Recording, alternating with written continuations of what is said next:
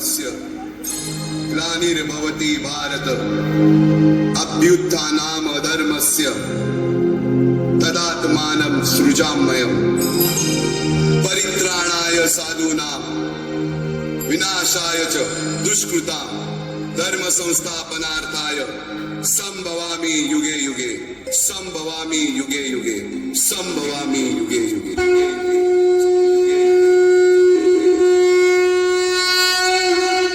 जेव्हा जेव्हा धर्मावर ग्लानी येईल, जेव्हा जेव्हा धर्म वाढेल, तेव्हा तेव्हा सज्जनांच्या रक्षणासाठी, दुष्टांच्या संहारासाठी, धर्माची स्थापना करण्यासाठी मी युगानयुगे जन्म घेईन। अशीच काहीशी परिस्थिती जेव्हा या महाराष्ट्रात निर्माण झाली, 1-2 वर्षांमध्ये तब्बल 350 वर्ष हा महाराष्ट्र अंधारात होता आणि हाच अंधकार दूर करण्यासाठी एका युगपुरुषाने जन्म घेतला। याच युगपुरुषाच्या पराक्रमाची, सामर्थ्याची आणि स्वराज्य स्थापनेची लहानशी गाथा आपल्या समोर सादर करीत आहे।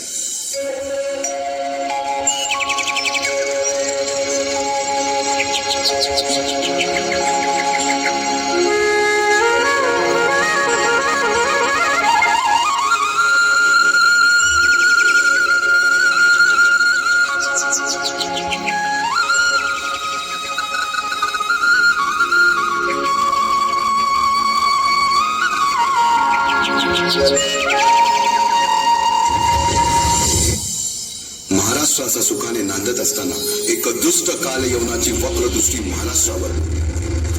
महाराष्ट्र परकीय स्वारांच्या टाचेखाली भरडला जातो। अपहरण, अपमान, जुलूम, जबरदस्ती, अन्याय, अत्याचार, मंदिरांची तोडफोड, स्त्रियांची, धनधान्यांची लुटालूट थांबता थांबत नव्हती। जेव्हा आपल्याच घरात गोठ्यातली गाय आणि घरातील माय असुरक्षित होते, तेव्हा घरातलाच अंधकार मनात घर करून बसतो। अशा वेळी साधू, संत, लहान, थोर, लेकी, बाळी अवघा महाराष्ट्र देवाला गाराणं घालतोय। अरे जेजुरीच्या खंडोबा, पंढरपूरच्या खंडोबा, तुळजापूरच्या भवानी आई, दार उघड, दार उघड आई, दार उघड।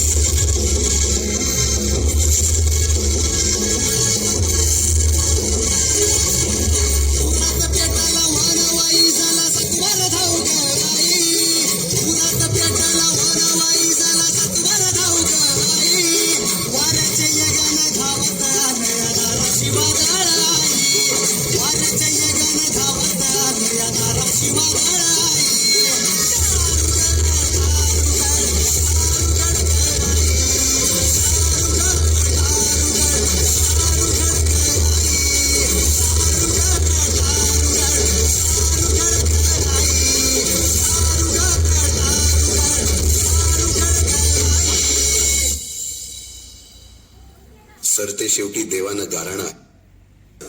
शालिवन शके 1551 शुक्ल नाम संवत्सर उत्तरायण शिशिर ऋतू फाल्गुन वद्य तृतीयेला सायंकाळी शुभ लग्न उदित असता कलियुगातील नरसिंहाचा, ग्रहमंडलातील सूर्याचा, नक्षत्रातील ध्रुवाचा, या समत छत्रपती शिवरायांचा शिवनेरीवर जन्म झाला।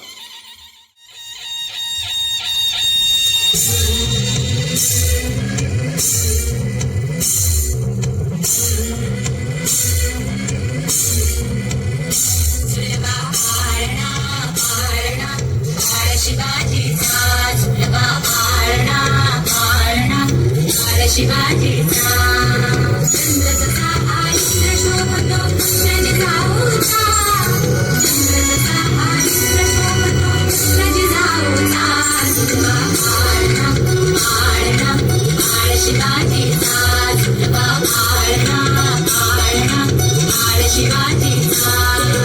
जो जो रे बाबा जो जो रे, जो जो रे बाबा जो जो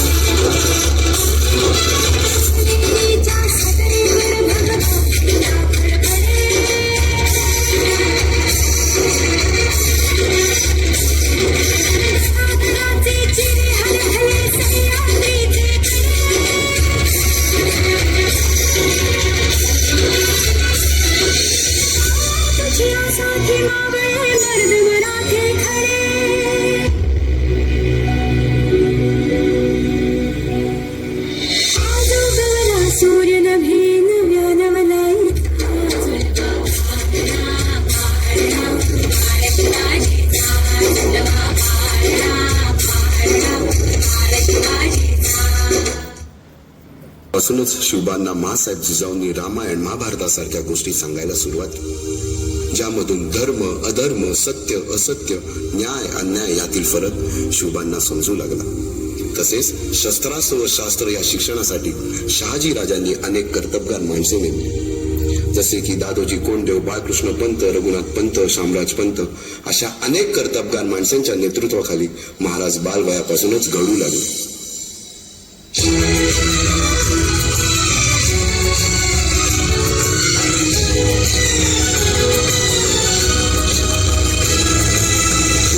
अर्जुन तूच केशव तू तुझा हो सारथी, तूच अर्जुन तूच केशव तू तुझा हो सारथी, करुणी वार गनिमावर दे भूमीस आहुती, करुणी वार गनिमावर दे भूमीस आहुती, तूच अर्जुन तूच केशव तू तुझा हो सारथी, करुणी वार गनिमावर दे भूमीस आहुती.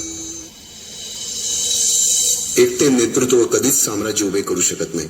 त्यासाठी तशी कर्तबगार माणसे, निष्ठावन मावळे घडवावे लागतात. शिवरायांनी असे सवंगडी त्या वयापासूनच पारखायला सुरुवात केली. तानाजी मालुसुरे, सूर्याजी मालुसुरे, यसाजी कंक, सूर्याजी काकडे, बाजी जेदे आणि अशा अनेक सवंगड्यासमोर शिवबांनी शपथ घेतली स्वराज्याची, शपथ घेतली स्वराज्याच्या बांधणीची.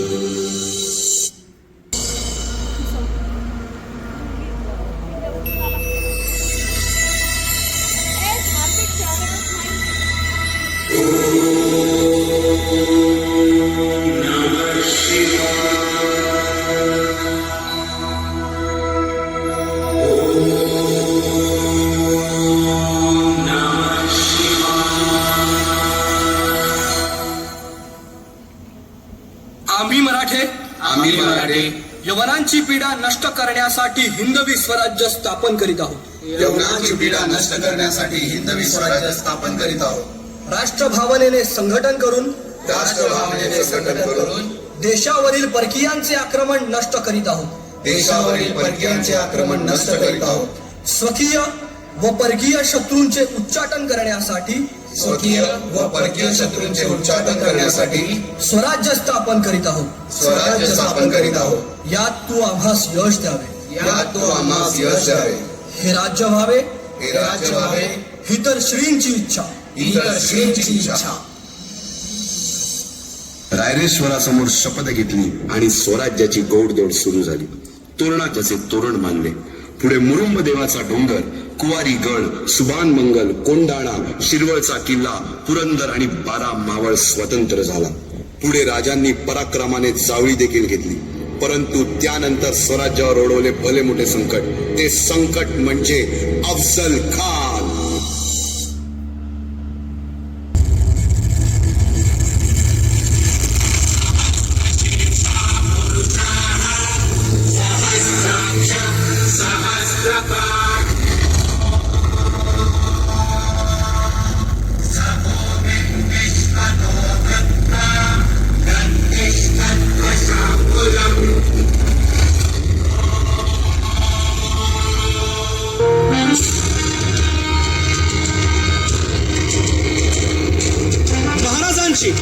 शिवाजी महाराजांची कीर्ती बेफाम होती. महाराजांची कीर्ती बेफाम, वाल्या भाल्यांना फुटला घाम. याला कोण घालील यस्सेने, दरबारी कुस्ती बेगम. बडी बेगम म्हणजे अली आदिल शहाची आई बर का. नजरेत तिच्या अंगार दरबार झाला गपगार. कुणी घेईना पुढाकार, साऱ्यांनीच मानली हार. इतक्यात अचानक एक सरदार उठला, बोलला, हम लाएंगे शिवाजी को. आणि त्यानं विडा उचलला. नाव त्याचं अफजल खान. या नाव त्याचं अफजल खान. जिता जागता जन्मू सहिताने. कान बोलला छाती ठोकून, शिवबाला टाकतो चिरडून.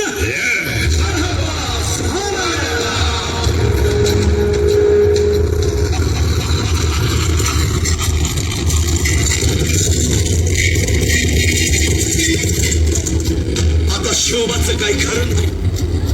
निजाम, इकडे मोगल, पलीकडे इंग्रज. जो तो हेच बोलू लागला. महाराज आपला जीव मोलाचा आहे. खानाचं सैन्य अफाट आहे. त्याच्यासमोर आपला टिकाव लागणं अवघड आहे. काही दिवसांसाठी आपण कुठेतरी अज्ञातस्थळी निघून जा. काय म्हणालात रायबा? मासाहेब, आम्हाला आमच्या जीवाची पर्वा नाही. राजांचा जीव वाचणं गरजेचं आहे. रायबा, शिवबा केवळ आमचा पुत्र नाही, तर अवघ्या मराठी जनांचा स्वाभिमान आहे. या मातेने आपला पुत्र गमावला तरी 72, परंतु भ्याडपणे पळून जाऊन या मराठी मुलखाचा स्वाभिमान गमावता कामा नये. अशा वाघिणीचा त्यो छावा.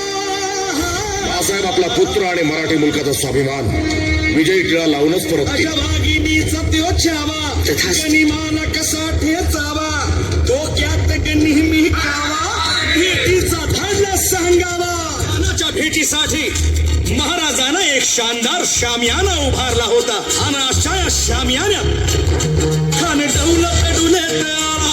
खान डौलत डुलत आला. सय्यद बंडा त्याच्या संगतीला, सय्यद बंडा त्याच्या संगतीला, शिवबाच्या संगती महाला.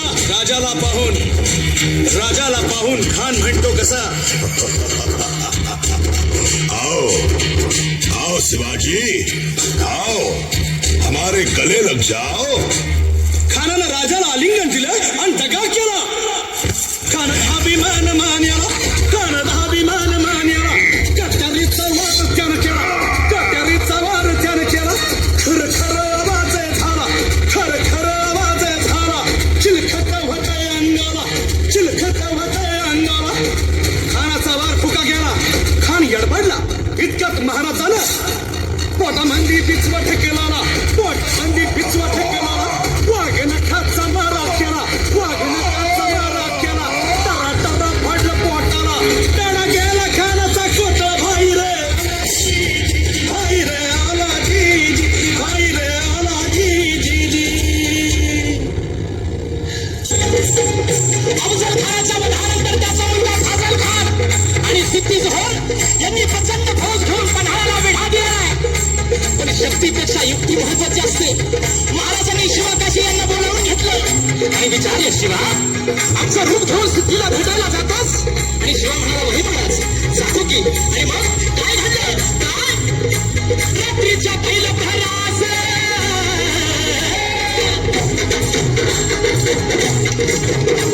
रात्रीच्या पहिल्या प्रहरास 5 सुमारास डोळा उतरलास शिवबा पालखी तो माझी संगती.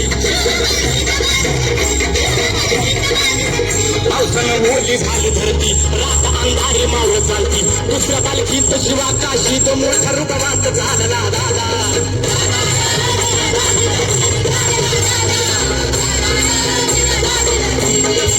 दोन दिशेला 2 पालख्या गेलेल्या आहेत. त्यापैकी एका पालखीला खानाच्या सैन्यानं गरारा घातला. पालखीतनं शिवाला बाहेर काढलं, सिद्धी समोर बसवलं. तोर बातमी आली, हुजूर शिवाजी भागा, शिवाजी भागा. आणि कडाला सिद्धी त्याने वेळेतून तलवार काढली, शिवावर झाली. सच बता तू कोण है, वरना मारा जाएगा. शिवा हसला आणि म्हणाला, अरे जन्माला जरी शिवा काशीत म्हणून आला असलो तरी मरताना शिवाजी महाराज म्हणून मरतोय. हे भाग्य काय कमी आहे का? आणि कडाला सिद्धीची तलवार चालल्या गेली आणि शिवा संपला गेला. पण इकडे बाजीनं गदापूरची खिंड गाठली आणि बाजी म्हणतायत, राज आता येळ करू नका. तुम्ही निम्मी फौज घेऊन विशाळगडावरती रवाना व्हा. आम्ही खिंडीत राहून शत्रूंना अडवून धरतो. राजे म्हणतायत, नाही बाजी, जीवाची बाजी लावून आपण इथून आलोय. आता जे होईल ते मिळून करू.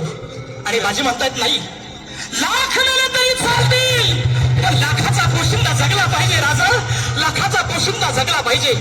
आणि मग त्या खिंडीच्या तोंडाला काय प्रकार झाला? काय उभा राहून बाजी खिंडीला विनवणी करी शिवबाला. कृपेतनं जावा थोट उडवावा त्या वैशाला.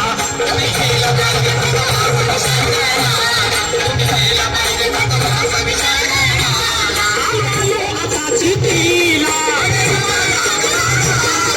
फार करतो सिद्धीला. माझी जात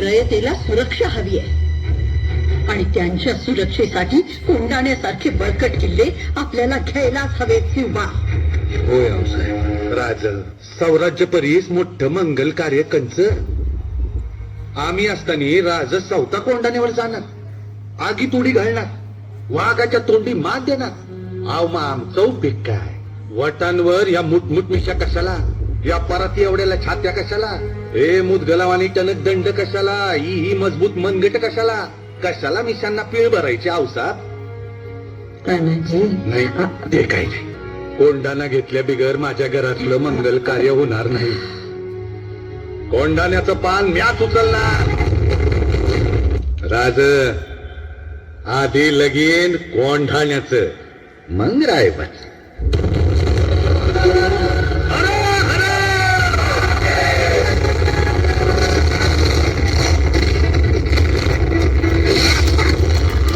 उद्या भाज्या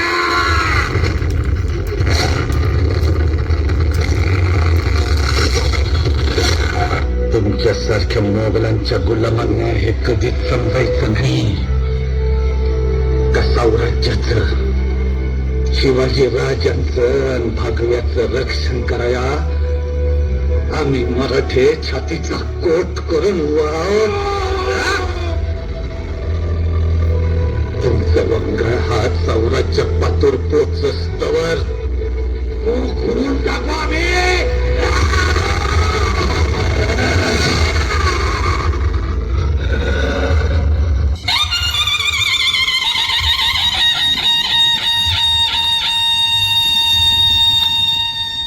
साडेतीनशे वर्षाच्या काळ रात्रीनंतर अरुणोदय झाला. भगवंतांनी दिलेला शब्द खरा झाला. हिंदवी स्वराज्य स्थापन करणारा, यवनांची पीडा नष्ट करणारा जाणता राजा राज्याभिषेकासाठी सज्ज झाला.